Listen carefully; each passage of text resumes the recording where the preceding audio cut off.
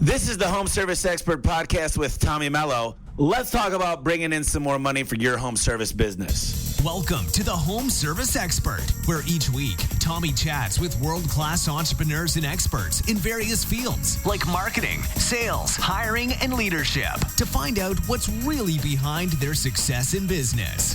Now, your host, the Home Service Millionaire, Tommy Mello. Hey guys, I'm here with Josh Elizetxe, and Josh is actually one of my business partners, but he's a lot more than that. Josh, how's your day going today? It's going fantastic, Tommy. Hey, I'm really happy to have you on. Just the audience so you know out there, I already recorded Josh when I was first starting the podcast, and I just felt like I've done a lot of these interviews now, and I wanted to get him back on and make an even better presentation because Josh is an amazing guy. I met him going on probably 10 years ago. We trained at the same trainer at LA Fitness. We knew a lot of the same people, and we decided to jump in the business together on an e-commerce site that actually is selling home service products, especially in the garage door niche. It's called Garage Door Nation. And the whole concept is Josh is a mastermind when it comes to online sites. He was on the show MVP. It's kind of like Shark Tank, but it's got the pro. It's got Liddell on there for boxing. It's got all these. Tell us a little bit about the MVP experience, Josh. I'll let you describe it because I'll butcher it. No, that's good. You got it right. It's like it's modeled after Shark Tank, and it has celebrity athletes, kind of the top of the top. You've got Chuck Liddell from the UFC, Rob Gronkowski from the Patriots. You've got Antonio Brown. You've got the host is Ariane Celeste, also from the UFC. So really a celebrity cast. And the concept there is most valuable partner. So play on words there. And really what it is instead of injecting straight up cash, it's focused around the celebrity and the social media followers. And nowadays, social media is so powerful for business that in exchange for participation in the business, in this case, my teeth whitening company, we are able to promote the product to their audience. So Rob Gronkowski and Chuck Liddell, actually everybody went in on the deal, including the host. So it was the largest deal done on the show. And it was nice because I don't know if I was the youngest on the show ever or among the youngest, but it was fun. It was truly a great experience. We went last. It was just me going up and presenting, and it was the end of the day. And I was cooped up in the green room for almost 14 hours. And it went out there and it went incredibly well. I couldn't have asked for better.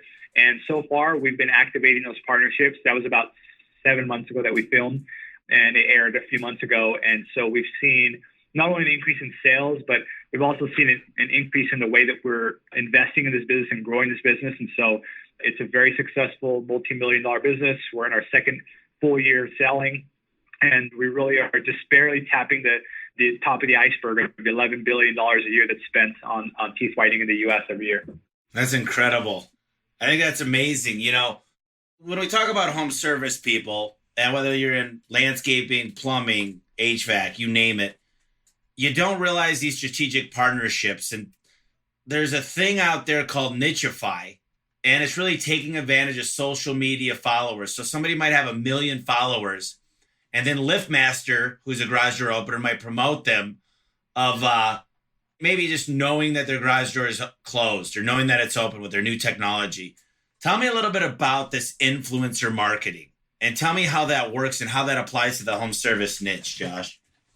Yeah, absolutely. So I would say that, influencer marketing has really reduced the barriers to entry for, home service businesses to be able to find influencers that are either local, they could be national, that either are, maybe they're interior designers, or maybe they're known for something around house remodeling, whatever that is, figuring out how can I inject my brand, my company, into the conversation that they're having with their audience. So if it's someone that is known for cooking, they're a local micro celebrity on Instagram, and you go to Instagram and you search, cooking, and you find someone, oh wow, she's really known for making really interesting food. Well, you can inject yourself in that conversation with the audience by offering to retile her kitchen or to redo the granites or to put a slab of granite on the island that she uses when she's taking photos. And now, in exchange for offering her that either for free or at a discount, or many times you don't have to go through all of that. You can literally just send an email over to her and say, hey, I'm a local kitchen remodeler. I love the recipes you make. Is there any way that we can either sponsor a post or share with your audience the type of work we do?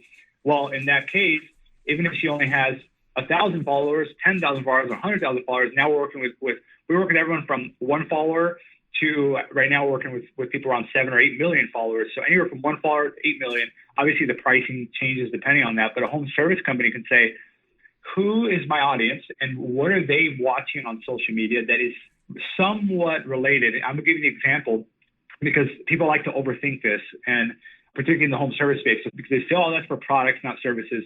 Totally not true. But let me give you an example of one of the posts we did recently. There's a guy named Beetlejuice. He goes by Beetlejuice. His real name is Lester Green. And he's known for being on Howard Stern. He was on Scary Movie 2, the comedy. Anyway, this guy is known for losing his teeth over the last 15 years, and he hardly has any teeth now. So why would a teeth whitening company ever want to work with Beetlejuice? Well, he's got a very, very connected audience because he makes people laugh. He's really well known. And the first thing you think about when you think about him is the fact he doesn't have teeth. So it comes to mind the teeth. That's all that matters for me. So that people are thinking teeth. They're thinking Beetlejuice. Oh, he's using teeth whitening. That's funny. Makes me laugh. The typical Beetlejuice move. So I injected myself into that conversation.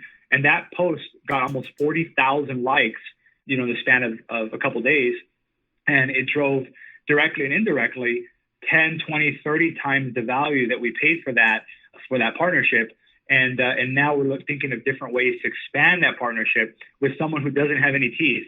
And so I bring that example out because it shows how you don't have to overthink about it. Just have fun with it.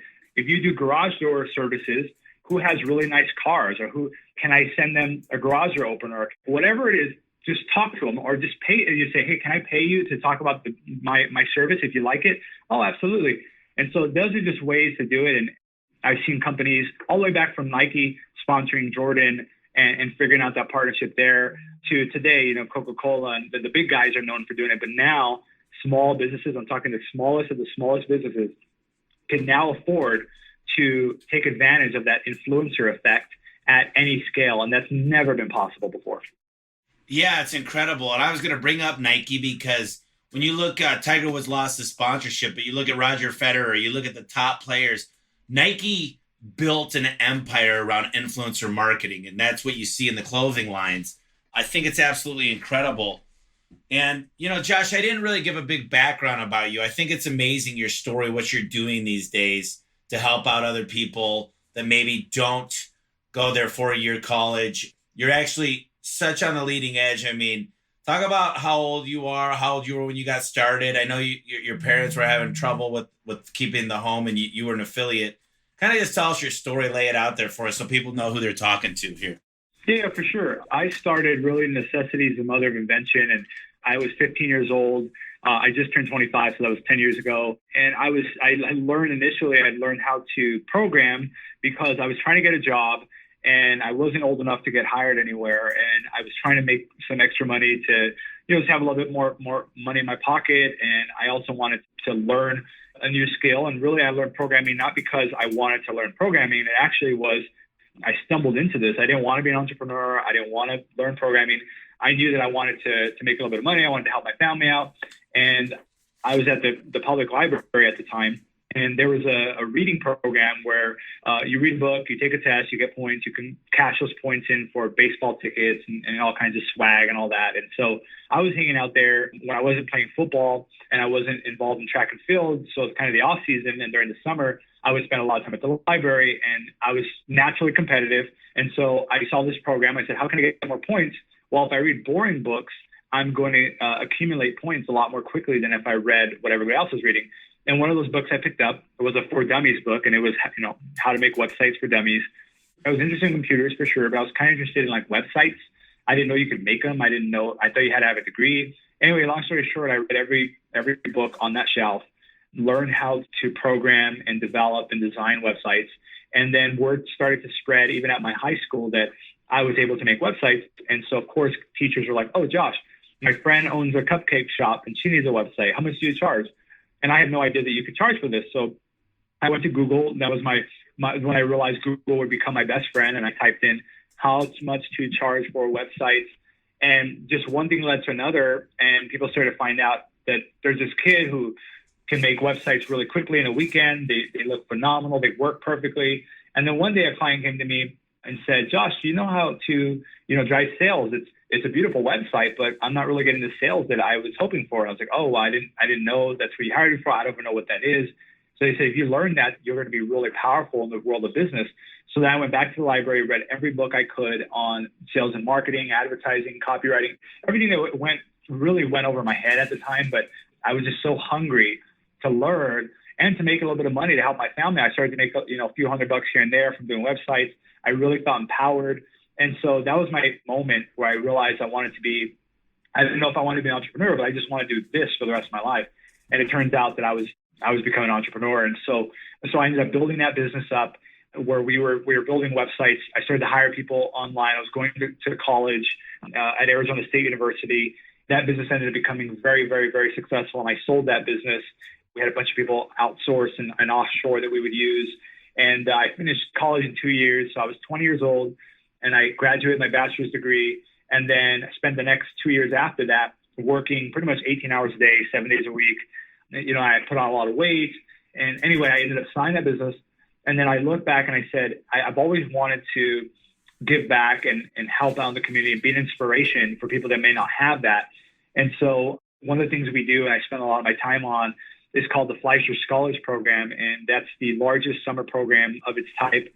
And it's at Arizona State University, which is the largest public university of its type. And so what we do is we take underserved or underprivileged students that have a lot of ambition, a lot of fire in the belly. They really want to be something great. A lot of them want to be in business. A lot of them want to be entrepreneurial. It is based at the business school at Arizona State. And this summer, we're planning on having 150 students, 4 or 5 different week-long sessions. They stay in the dorms. They learn about business. They learn about entrepreneurship. We have entrepreneurs come and talk to them. They learn what it's like to live on campus, how to fund, scholarships, loans, federal aid, all that stuff. And so now by the end of this summer, we'll have about 700 students that have gone through that program. And we're now at University of St. Louis. We're in University of Arkansas and obviously at Arizona State University. And we're looking at expanding that to help more students that are really someone like myself that had a lot of fire in the belly. I want to be something great, but didn't necessarily have a ton of role models around me or support or anything like that. And so that's something that I'm really, really energized by. And between that and running my holding company, which has several brands beneath it, between those two, I feel very, very, very, very balanced in my life. Yeah, that's great. I mean, at 25, you've accomplished more than most people out there in their whole life. So congratulations on that. I mean, there's so many things that I could talk about. It's incredible, everything you've done. But, I'd say Josh is an expert at building funnels. And what a funnel is, especially in the home service industry, is just a way for people to find you other than going to Yellow Pages. So a funnel is, when we talk about top of the funnel, they haven't quite made it into the engine yet. If you think about what you fill, you get the oil and you put it in a funnel. Right at the bottom of the funnel is when it's right about to make it into the engine. Well, that's when people are ready to buy. Josh is good at hitting people at every single point of that funnel. And I really want to talk a little bit about, because I know Josh is a master of this. He deals with high debt solutions. So that means if you got high school debt, high credit debt, whatever your debt might be, he's also invested in a company that does that. He spends a fortune in Facebook. And I think in the home service industry, Josh, we really don't understand exactly how that works. And I know that you hit them at the top of the funnel, you educate them with lead pages, and then you convert them into a client. And I want you to really talk about your process and how that could be applied to the home service niche. Yeah, absolutely. I think after having spent well over $100 million mostly through clients' money that we were managing, I got to see very quickly patterns. You'd have to be a complete fool after 10 years and managing hundreds of millions of dollars to not recognize some patterns. And luckily, I've recognized some of those, and now we apply them within my holding company and the investments we make. And one of the things we're always constantly tweaking is, what does that funnel look like from the start of a business when the marketing budget's zero to, now we spend several $1 million a year with Facebook through my own companies, and we're rapidly growing that. But it's the same principles, the same concepts apply at zero than they do at 10 million a month. It's the exact same principles. And so what I like to say is, one thing that I would say works really well and I'm kind of famous for is really taking something and saying it differently or doing it differently. So, for example, the home services business, you may have 10 competitors that are all offering the same set of services you are. And everybody's got, you've got to compete to the level where everybody's got the BBB logo, everyone's got the Yelp logo, everyone's got all this stuff, but it's so hard to differentiate beyond that. And so what I like to do is I like to find what is something that we can do or say that is so different. And you look at you, and this is the furthest I'm going to go into politics, but all I'm going to say is if you study any politician, including our current president, what do they repeat over and over and over again? What is controversial but intriguing and it really stands out? That's what sticks in people's minds. It gets them talking. So now all of a sudden you have people talking about your brand, advocating for you, or maybe they're advocating against you, but they're talking about it. It doesn't matter. And so if let's say you're in the garage space, and it's like what we've done, it's like, if you can't afford to hire a service company, maybe there are things you can do maintenance-wise to keep your garage door lasting longer. Or you look at tile and you say, if you tiled your home, you'll boost the value 8%, and then go and talk on, if you can get on any radio stations, podcasts, blogs, or even just as you're meeting people and you say, instead of just saying, yeah, I repair roofs. It's like, okay, that's kind of boring, right? Versus saying, really, I'm a roofing scientist. Like, I study roofs and the style, the shape, the materials we use, and we are obsessed with roofing. And all of a sudden, it's like, wow, this dude is really passionate about roof. Even just the way you speak about your business, the way you present yourself, even if you're meeting one person. And then online, you translate that. For example, with our teeth whitening company, we say, okay, we're in the business of selling confidence. And what we do is we ran a survey. We say, okay, why do you want a wider, brighter smile? Well, I'm single, I'm dating, and social media and the same popular than ever. So I don't feel as confident as I used to about my teeth, and I can only make one first impression. So we say, okay, we're going to take that and we're going to put it on the front of it, and we're going to say why Americans are obsessed with white teeth. And it's like, oh, that's kind of intriguing. But I'm not obsessed with it, but let me see. And it just grabs that. And so why Phoenix residents are obsessed with redoing their roof, or, just taking that kind of angle. And as long as you can back it up with a good service, I always say, if you got a good service and you can back it up and you're not falsifying anything, you can highlight the truth. You can be an extremist. And you'll see it sometimes, like we have the company, the orangutan, and like I see all these things that stand out. And it's like, if you put a bigger monkey on your truck, that's one way to stand out. But another way to stand out is how you present your brand. And so when we talk about our debt solutions, we've partnered with a lot of churches, and we are even down to the call center reps that we're hiring. We have a very Christian, faith-based angle. And so a lot of times we'll, even if that means going through a prayer through the phone, I tell our guys, we're not looking to sell anyone anything that they don't need. And if it can help them, then absolutely explain it to them and why it will help them. If they see that with you, great. If not, we'll call them back, or they can call us back. Or we're not worried about slamming it down their throat. We're trying to stand out in their mind so that when they're looking across different funnels, nowadays people click your ad, your competitor's ad, the other competitor's ad, and they're trying to see which one stands out to me. So yes, of course, you need the logos that everybody else has, sure. They do carry some value, but at the end of the day, it's what stood out to me the most. And so just think about your business. I know it sounds general, but think about your business and say, how can I do something completely different? Even if you look at Christian Louboutin, who makes the red bottom soles, women's shoes and guys' shoes, just by painting the bottom red and it stands out. Or when Apple came out with their earpods or headphones, they made them white so that they stood out when people were carrying them in their pocket. Like, oh, what is that? What do you have? Oh, it's an iPhone. So what can you do, even at the smallest level, to make you stand out? Even with the leave behinds, instead of a magnet, is there something else that you can leave behind that's different, unique? That's what I'm constantly thinking about, is how can we stand out in the consumer's mind? And that'll help you funnel all the way through. Like in our debt business, we say, okay, we'll help you on every type of debt you have, and we'll restructure it for you. We'll even hold the payments for you. Well, since you put the consumer in a position where they have no option but to say yes, and they feel good about it. And if you really have a good service, you can do that. So ask yourself, I always say, ask yourself in the home service market, how can you do something slightly different, or at least start today by speaking differently about what you do? Don't just say, I do X. Why do you do it? Or how do you do it differently? Start leading with that so that when people talk about you, they're going to carry that message along with them.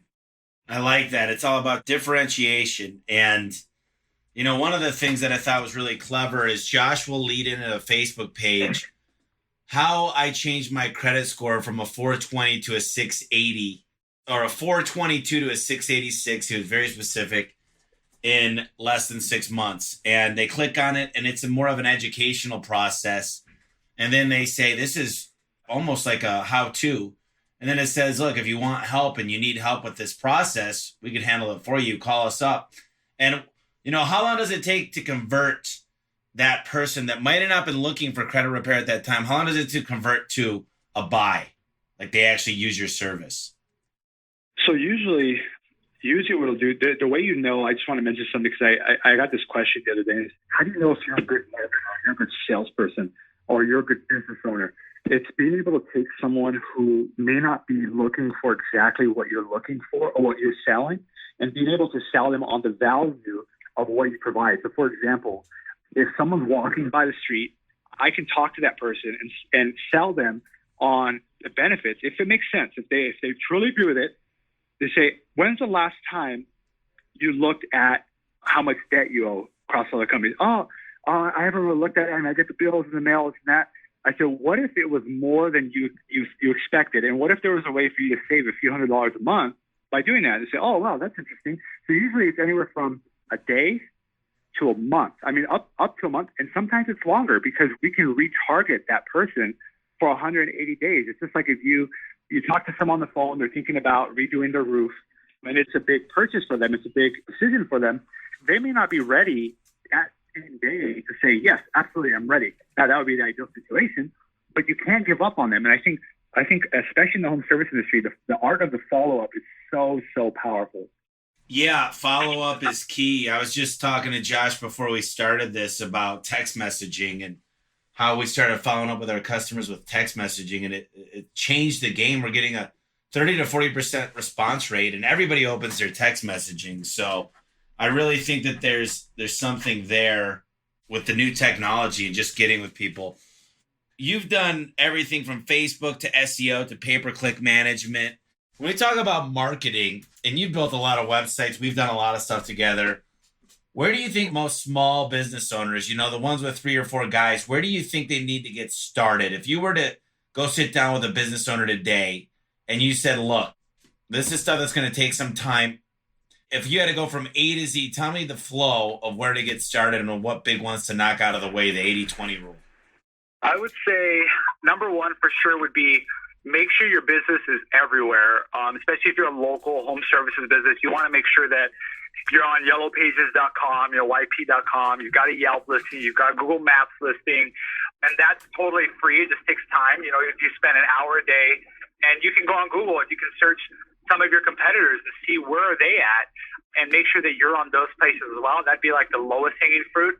The second lowest hanging fruit would be on the retargeting side. So there's a ton of companies. It's very easy to set up. You don't have to be a computer whiz at all.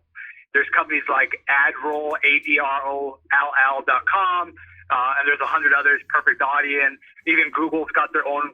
Google AdWords has a retargeting solution, and it takes 5 minutes to set up. All you're doing really is you're adding a little line of code to your website that allows Google and Facebook to tag that visitor. So maybe you only have 5 people a day coming to your website, maybe you have 500. those people are not going to make a decision on a heartbeat. And if they leave your site and they never come back and you never follow up with them, they're gone. And so that's the second low-hanging fruit would be set up a retargeting. You only pay when the person clicks. And here's the deal. If someone already raised their hand and said, oh, I'm looking to get my roof redone or my kitchen remodeled or my cabinets redone, they raise their hand. They're clearly interested. They come to your site.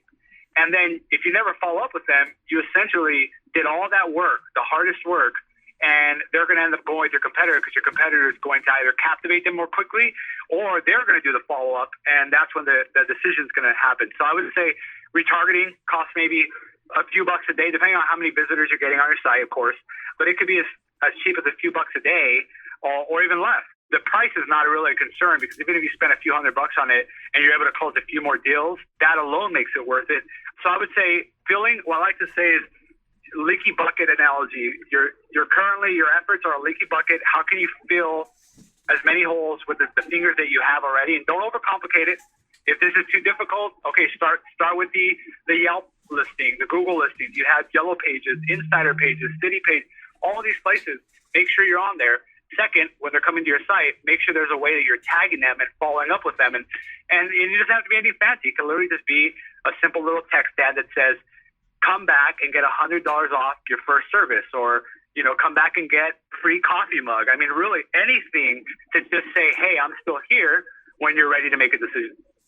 Yeah, that's so amazing. I mean, retargeting is something most people don't talk about, and in Facebook they call it pixeling, and it's being able to show up again and again. And they say it takes us 7 times to save someone's name and actually put it into memory. Well, a lot of times people need to see your ad more than once for them to act on it, and that's what retargeting allows us to do.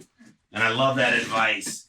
7 out of 10 baby boomers are going to be getting out of the industry in the next 10 years, and a lot of them don't know how to get ready to sell a business. And I got to tell you, it's not very appealing to me to want to buy a business that doesn't have a CRM, that is not using iPads, that is not monitoring call recordings of their call center. I think that it's a huge leap for a lot of business owners out there that might have been just used to doing Yellow Pages 15, 20 years ago to now have to change all this stuff right before they're getting ready to retire, maybe even as close of 1 to 5 years before they're ready.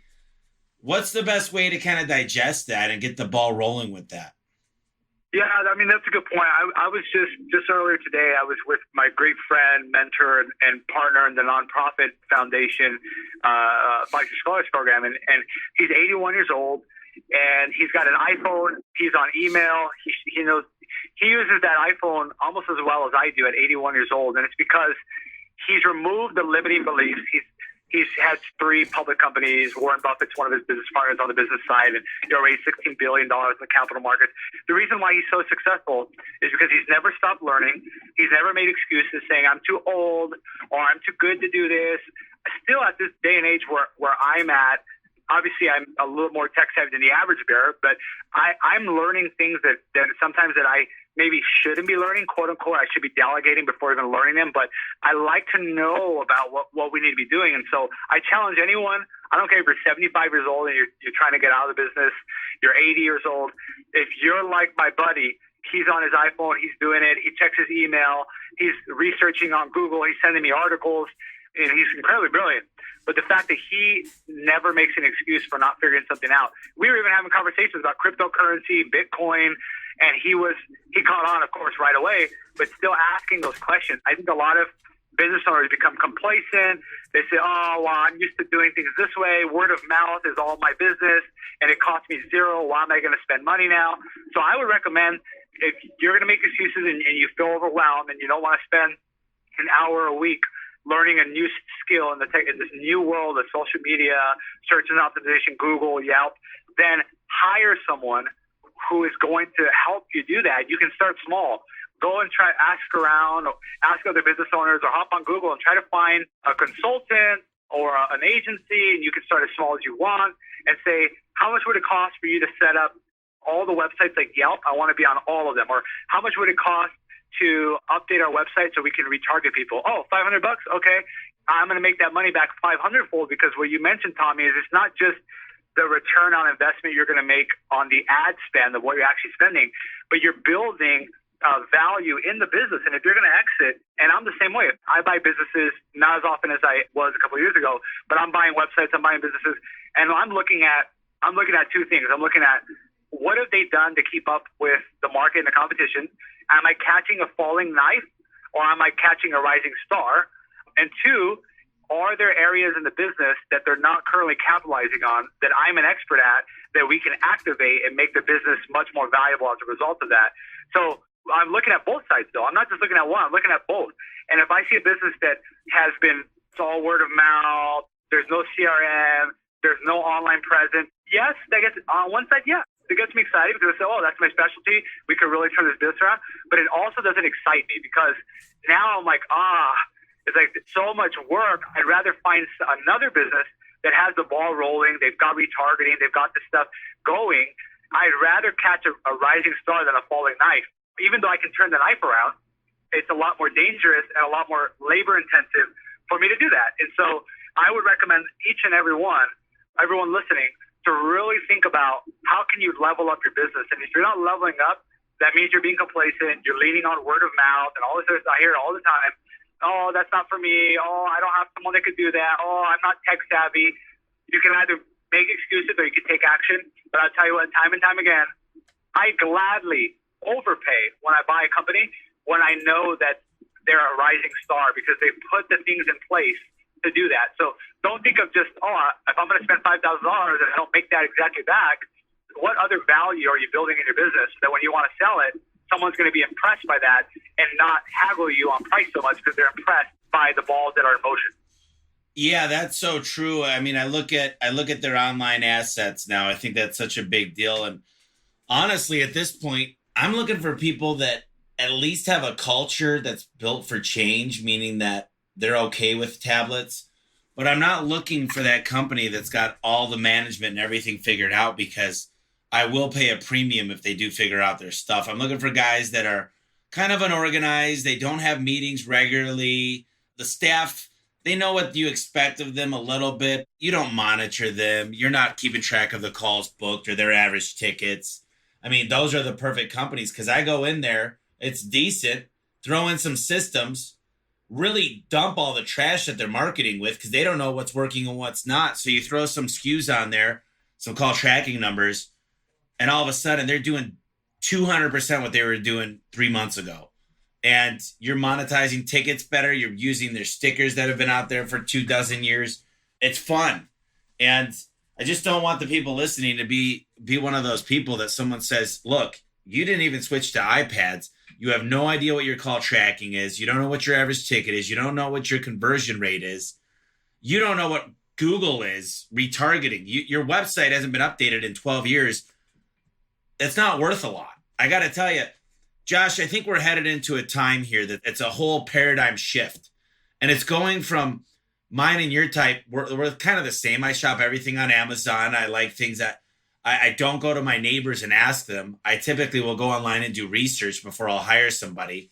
And, you know, I look at a couple companies, and I don't want to go into too many names, but there's some carpet and tile stores out there that have a really bad reputation on Yelp, but they do a lot of TV and radio, mostly TV, and they crush it. They absolutely crush numbers. But guess what? They're not very moral. I don't think they're going to make it through this change. Last year was the first year that the millennials bought more homes than baby boomers. And as that starts to change, I want to talk to you about what you think we need to do to get ready for this change in the home service industry. I'll tell you what, I would say that nowadays, back in the day, you could get away with the brand not having a voice. And now, because of social media and the fast response times that people expect, and millennials want to be able to live chat. They don't want to pick up the phone and call. They want to live chat, or they want to text, or they want to email. They're not hopping on the phone anymore like they used to. They're not asking their neighbor. They're not picking up the yellow pages and sifting through an encyclopedic amount of options. They're going online. They're doing their own research. They're working their way through the funnel on their own versus setting an appointment with you and you walking them through the funnel from the top to the bottom. The nice thing about that is that it's made selling so much more efficient and scalable. And so if you can, someone's going to educate your customer. And if it's not you, it's going to be much harder to sell them at the bottom of the funnel than it will if you're the one teaching them. So if you're creating YouTube videos, I don't care if 10 people watch them a month. I don't care, because you're creating content that is evergreen, and you're putting it out there on your website, you're putting it on your social media, your Facebook pages, you're updating them. And what millennials want, and people in general, they want to be able to hop on your website. They want to feel that it's user-friendly. It answers their questions right away, no fluff. They can hop on live chat with you. They see real people, humans are behind it. They see your Yelp reviews, because now it's like, if they mess up, I can go on Yelp and I can leave a bad review. I mean, that's just the truth. It's an insurance for people now as they're shopping. And if they come to your site and they see helpful information, they see an ROI calculator, they're able to live chat. If they call, you pick up the phone, you can text them. The more that you meet your customer where they're at, and it's changing at a rapid pace. And I see, not just millennials, every consumer now is wanting to do everything, all the work from their iPhone. They want to research.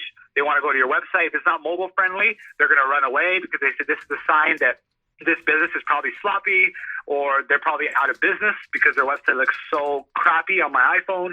There's no live chat option, where if your competitor has that, all of a sudden it's like, now I'm at work. I can't hop on the phone right now, but I can certainly get on live chat. Oh, wow, let me book an appointment right through live chat. And once that appointment's booked, you've lost that customer. I don't care what you educate them. And there's solutions that are totally free, like TAWK.TO, talk.to. It's 100% free live chat solution. It's phenomenal. Even if it's you doing it in your spare time, in between projects or jobs or customers, or in your downtime, whatever, you can be sitting there talking to your audience, and it'll just ring, or it'll notify you when someone wants to chat with you. But being able to have that touch point, just imagine how many people are coming to your website or coming to your pages or wanting to interact with you, but they can't, because you only have one option for them. You can't text, you can't live chat, you only have to call.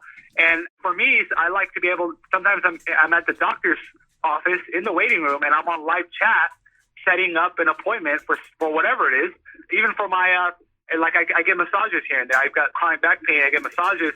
And Massage Envy just revamped their entire system, where you can book the schedule, or you can book the massage and see the schedule online. I don't have to call anymore. I don't have to ask, is so-and-so available? What time is she available? I can see her right there. And guess what? I'm doing all the work. Instead of your front line of having people on the phone, the customer is doing all the work, and they're actually happier. I think, to me, it's nuts. It's like how Costco, you go to Costco and they have all the stuff out there, from the pallets. It's not even nicely presented. It's just there. And people love it. And people buy more of it. And it's like, wow, I can get the customer to do all the work for me. And they come to me with their credit card out. And now I don't have to talk to them. I don't have to sell them. My website can do all the talking. My videos can do all the training and education. And all I have to do is, how would you like to pay today, sir? So that you're either going to spend a little bit of time, not really even money, but spend a little bit of time and money to upgrade and update your business, or you're going to fall behind. And so you just, as a business, if you don't adapt, you die, and you can't track what you don't measure. And so you always want to be asking yourself, am I missing some at the table? Am I working so much in the business that I'm forgetting to work a little bit on the business? Well, guess what? In this cutthroat market, I don't care how fast growth it is, someone is trying to eat your lunch. And so you always want to be figuring out ways. It doesn't have to cost money, but figure out ways to stand out so you're continually ahead of the curve. Yes, sir. I got a couple books right here that I'm showing on the thing here. Purple Cow, Transform Your Business by Being Remarkable. The other one's called Raving Fans, A Revolutionary Approach to Customer Service. Both those books talk about differentiation, and to create a fan is not good enough anymore. You want to have a raving fan. Customers need to have, this day and age with technology, there's so many choices. Josh, I used to have an IVR, and an IVR is basically press 1, press 2, press 3 for accounting, press 4. Well, what I found was that only works in businesses that you're stuck with, like your alarm company or your cable company. You call a garage door company, it feels like a national company, and people hang up right off the bat. And we stopped that. We answer phones now. We're averaging 6.5 seconds per call, and people are super impressed. And I got to tell you, technology has changed the way we do business. I mean, it's remarkable. And I don't think a lot of the people that are retiring in the next 10 to 15 years realize that if they don't jump on board, their company is going to be worth less and less and less each year. And they say, no, I've heard this before. Well, I can tell you, my number one source. Well, wrapping my vehicles was the best thing I ever did, but the people remember my wrap and then they recognize me from Google. They go to Google, they go, oh, that's the guy with the wrap trucks everywhere. They still go to Google. So they work hand in hand. Google, Facebook, Amazon. I mean, you talk about power hitters. I went to LeadsCon this year, Josh, and I learned a lot about data, and I'm learning a lot more about data. Tell me why data is the most powerful thing in the universe for a business and building a list of clients. Well, I would say without data, you're really, shooting blind. And I'm not saying you have to track every single thing. We try to track as much as we can because we know that, that's how Walmart took Kmart out of the business. One of the ways took Kmart out of the business, and that's now how Amazon is trying to take Walmart out of the business. We're talking hundreds of billions of dollars a year in sales. They are using data better, and Netflix took out Blockbuster. How? With data. They figured out what are people watching, what do they like to watch, how do we get them to watch more of it, and Blockbuster was just like, come on in, look around, figure yourself out, spend 3 hours trying to find a solution for a movie you want to watch tonight, versus Netflix says, no, you know what, Tommy, we know exactly what you like to watch. Here's 10 options based on your data. You're like, actually, this is really good. So using the data like that is so important. So, for example, if you're able to know ahead of time, what does the customer's home look like? What does their demographic look like? And you can even model this out on an index card that you give to all your sales guys or anyone on the phone and say, okay, if it's someone who we recognize is a veteran or someone we recognize lives in a 2-story versus a 1-story house, how do we talk to that customer differently? How do we utilize that data? And how do we drip that all the way back to the marketing on the top of the funnel? So, for example, one thing we do is we have a female landing page and a male landing page. So if someone identifies himself as female, we're going to talk to them about the benefits that are specific to a female. So, for example, a financial services company that I own, what we do is we try to figure out, okay, does this person have college debt from student loans? Are they a mother? Are they a father? Are they married? So we cater our messaging to them and say, spend more time with your kids, or be able to, what would extra $250 mean to you and your kids if you could save that every month, and we could guarantee that. So we're crafting our angle of marketing messaging to that person. And you can do it at a micro level, literally a 1-to-1. If I look at my girlfriend and I see she's not in the best mood, I'm not going to say, let's go and party or something. I'm going to say, I'm going to ask a couple of questions. Are you hungry? Are you tired? You want to take a nap? Yeah, I'm kind of hungry. I'm kind of grumpy. I haven't had a chance to eat today. Oh, great. Well, what are you feeling? And so, and I'm going to cater my conversation to my audience. And we do it on a day-to-day basis. We're just not very cognizant of it. And so I try to be very deliberate in the way that we write our website copy, the way that we talk to customers on the phone, the way that I present myself to anyone that I meet. I'm constantly catering to my audience. And I think that we get so stuck in the monotony of our businesses sometimes that we forget how powerful catering and targeting can be. Yeah, that's very powerful. I agree with that. I wanted to spend a few more minutes with you right now. I just love these conversations because they're so powerful. And we don't get a lot of people on here that are so driven by technology, and you just know this stuff like the back of your hand. It comes second nature to you. But I've seen you literally walk into my office and shoot a video on your iPhone with a little mic and have it edited by the time you get home in the car. And it's good enough to use online. And I think we just touched upon it earlier, but you got to start out with the 7 or the 10 largest questions you get over the phone and build FAQ videos on your website and demonstrate yourself as the powerhouse. Lawyers do how to build an LLC. Look, I'll show you how to do it, but it's easier if we do it. And it really does help present you as the authority in the industry. And I think that's where a lot of companies make a mistake, is they don't grab that ownership. But, Josh, the biggest problem I see in the home service industry is hiring. And I'm wondering, from your technological background, if you were to need 10 good employees, what would be the biggest way to throw out the biggest funnel or the biggest rope there to catch as many people as possible? Well, that's a good question. So what I've been having a lot of success with lately is I've been looking at who are my competitors, or they don't have to be direct competitors, but what are local companies that I really look up to And so, for example, if I'm hiring a designer, web designer or graphic designer, I'm thinking, which local company has really good billboards, really good website, or really good graphics? And then I go on LinkedIn, I find their profile for free, the company's profile. So let's say it's Pizza Hut. And I say, oh, I love Pizza Hut's, design.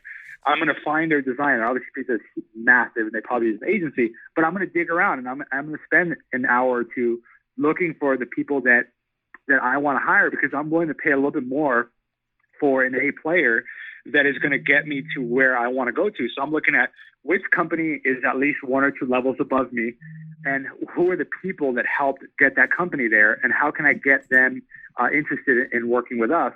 And so I'll go and I'll essentially poach through LinkedIn and send the message. And, I think we pay LinkedIn, I don't know what it is, $100 a month or something for the access to be able to send a bunch of messages. To do in-mail. And so you can go on. Yeah. Yeah, in-mail. Yep. And so we'll go and do that. That's one way we'll do it. That's been really effective for us because we can do very targeted, again, all about targeting, how using the data. Go and say, oh, I really love this company. They're bigger than us. They're not a direct competitor, but I'm looking for this type of role. And I'll message 5 or 10 of them, of the people directly, and say, hey, I'm looking for a programmer, or hey, I'm looking for an executive assistant. And I was wondering if you knew anyone that would be interested. Here's a little bit about our company. Really appreciate it. And then I usually get, 20, 25% of people that respond, and they'll either say, no, I don't know anybody, or, oh, actually, there's a few will say, oh, actually, I'm interested. And by the way, there are the follow-ups. If you really want that person, you should always be in the market for great people. And so following up with those people as well and say, hey, just want to let you know, we just got on the Inc. 500 list, or hey, just want to let you know, we just won the best Phoenix plumbing company. Literally just following up with your talent, your potential talent as well, is huge, because you can't grow to a massive size or even a substantial size.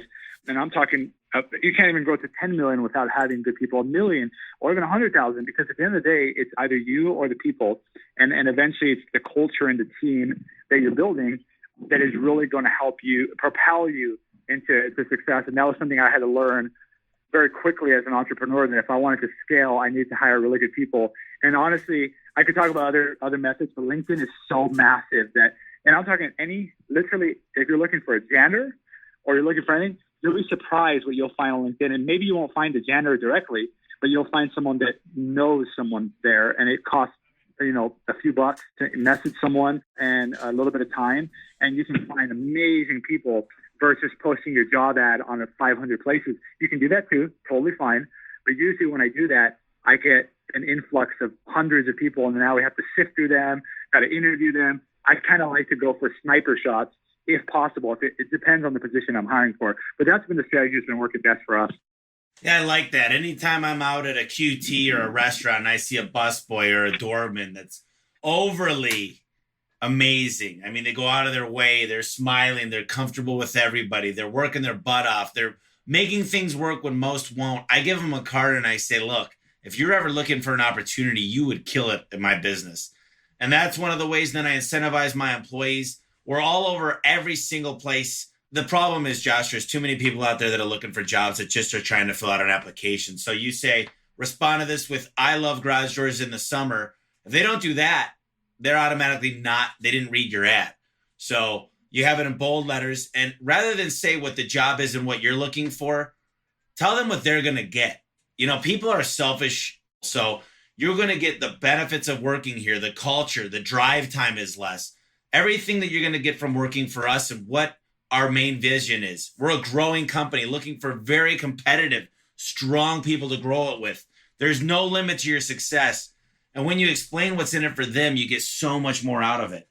Josh, we're running a little short here. I wanted to ask you, you read a lot. You're a big Audible fan like me. I wanted to ask you a couple books, and I don't care what they're pertaining to, whether it's home service or SEO or anything, or even a biography. What are some books that you've read in the last year that you'd recommend for the listeners out there?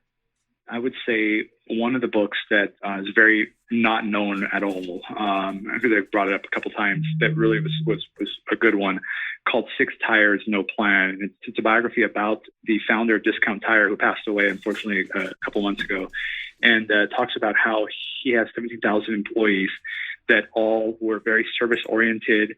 They did one thing very well. They changed tires and make billions of dollars a year in revenue doing that thing, but they do it better than anyone else. And it was really interesting to see how he started out with no plan and kind of evolved it. And really the people aspect, I would recommend Six Tires, No Plan. And of course, there's other ones like Shoe Dog. I mean, I read a bunch of books, but I would say one that's kind of off the beaten path a bit, but really something that a home service entrepreneur would really gain a lot from. I would recommend Six Tires, No Plan. And I forget the name of the author, but it's the story of the discount tire founder. Yeah, I'm buying it right now. It's let's see here. It's by Michael Rosenbaum. Yeah, that's it. Really good stuff, Josh. There's one thing to leave the audience with as we're parting ways here. I'm going to talk to you a little bit afterwards, but what's one final thought to leave them with? There's so many things going on. They've got to hire. They've got to think about CRMs, marketing, all the changes going on, iPads, websites, retargeting. Right. How can you break this down for them? Tell us some final thoughts and not to make it so much to think about. Yeah, exactly. I would say this. There are only 2 or 3 things a year that you need to focus on that will substantially move your business forward.